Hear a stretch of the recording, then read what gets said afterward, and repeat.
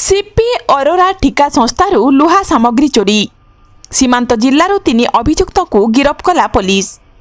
अनुगुल जिला बरपाल थाना अंतर्गत गड़संत्री ग्राम निकटरे हेउथिबा ओभरब्रिज पई आसीथिबा लुहा सामग्री चोरी करिबा अभियोगरे पुलिस आज 3 जन को गिरफ करिछि।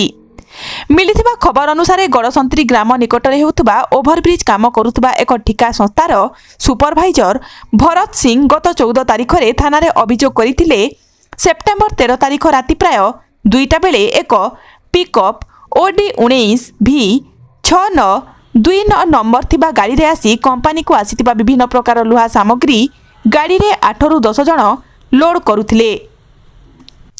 चोरी होतिबा भरत जानि परिबारु पार्टी करिबारु अभियुक्त माने गाड़ी रे लोड करिथिबा जिनिस धरि पड़ाइथिले।